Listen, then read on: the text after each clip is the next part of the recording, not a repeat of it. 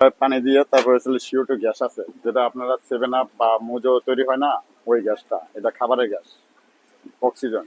তো এটা দিয়ে তারপরে হচ্ছে এটা 21টা ঘুরলে দেওয়া লাগে, তারপরে হচ্ছে এটা পরিপূর্ণ হবে।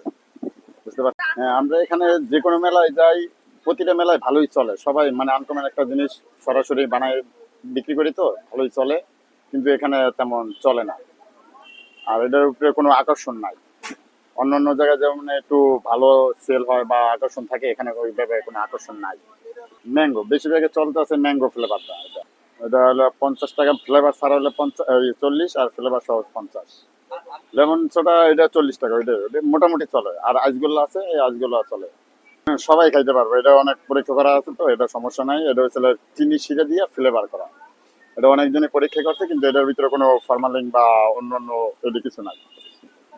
মানে অন্য জায়গায় করছি যেমন ভালোই একটা চাহিদা বা চলে, বা তেমন বেশি করে না, কিন্তু এখানে অত রানিং না, চলেও না তেমন বেশি। মানে মানুষজনের যে একটা চীন পরিচিত, মানে তারা অন্য কিছু মনে করে যে এটা খাইলে মনে হয় ক্ষতি হয় বা কিছু, আসলে যে না, এটা খাওয়ানোর কোনো ক্ষতি না। যেমন আমরাও অ্যাভেলেবেল খাই, গরম লাগলে আমরাও খাই। আমি শিখছি ছেলে, আমার মহাজনে শিখাইছে। ওইটা দেখে দেখে আমার জন্য করা লাগে। যেমন এটা হচ্ছে সোডা, লেমন সোডা এটা, আর এটা হচ্ছে আইসগোল্লা। এটা বড় করে তারপর হচ্ছে গ্লাসে দিয়ে তৈরি করা লাগে, বুঝছেন? তারপর যে কোনো ফ্লেভার, যে কাস্টমার যেটা চাহিদা থাকবে, ফ্লেভার যেটা পছন্দ করে, ওইটা আমরা দিই।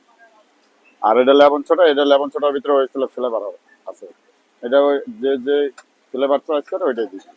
আমরা সকাল থেকেই শুরু করি, কারণ এটা হয়েছিল রোদ হইলে বেশি চলে, মানে গরমের ভিতরে। কিন্তু এখানে গরম আর ঠান্ডা না, ওইটা এখানে বেশি, মানে এটা চিনে না, সবাই চিনে না।